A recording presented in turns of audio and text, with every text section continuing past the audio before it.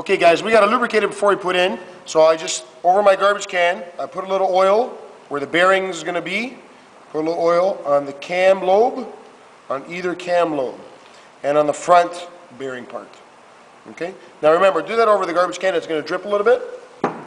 So we slide this in, keeping in mind that the timing marks got to line up. And you can see there, they're not lined up. They have to line up. It's very, very important. So I'm going to pull this out slightly, rotate the crankshaft. No, it's got to be 100%.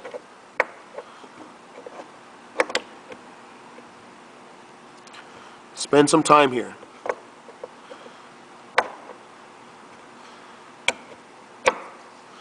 There we go. Right on the money. You can see how that's lined up perfectly? Okay. Once that's lined up perfectly, show your instructor. Really important that he or she sees the timing marks are right on the lined up.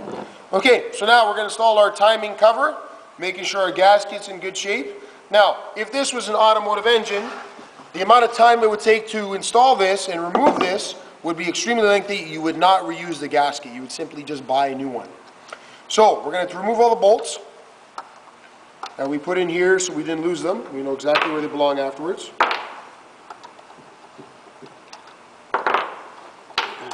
We got 5 bolts. I'm going to slide my cover on there. Oh, 6 bolts, right? We also got to make sure the dowels are still there. These dowels, guys, they can come out if you're not careful and we can lose them. We don't want to lose them. They aid in our alignment so we can align the gasket in a perfect position. Okay, so slide this in. Be careful about it.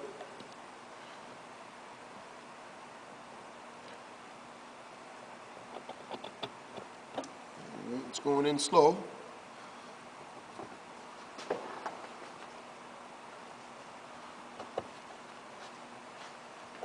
Just make sure I'm all lined up here.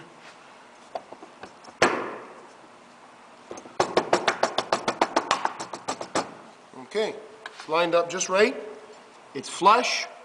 The dowels are in. The gasket is not pinched anywhere. I'm looking at every single hole. I can see a little bit of the gasket around the entire hole. It's in perfect shape.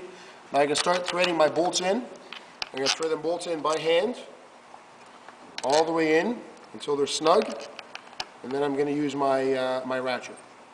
Okay guys, I just finished putting all the bolts in by hand. They're not tight.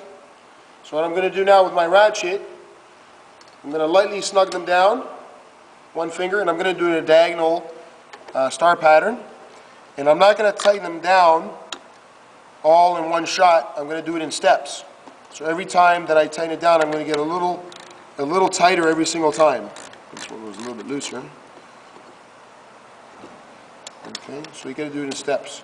Otherwise, you risk cracking the cover. It is aluminum, and it's cast aluminum. Cast aluminum, guys, is strong up to a point, similar to glass. It doesn't like to bend. It likes to crack. So it'll just crack if you over tighten it without doing it in steps in a crisscross pattern like I'm doing here. Very light pressure. If you over tighten it as well, you end up risking splitting the gasket too. So we don't want it too tight, just enough so that it doesn't leak. And really, this engine is not going to be started for a long period of time. So just a light snug at the end here, all the way around.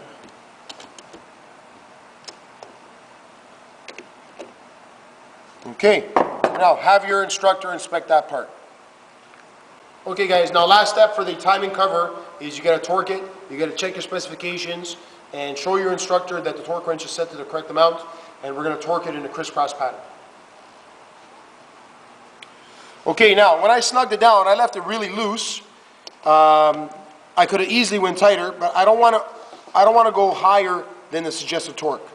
Okay, you can still see I'm turning it a little bit. There you go, there's the click there. Okay, crisscross pattern. There you go.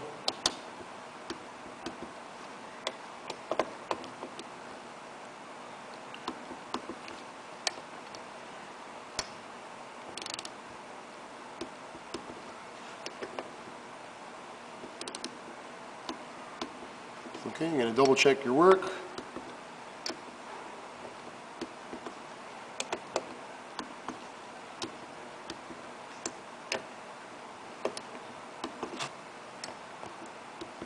All right, now show your instructor the torque cover.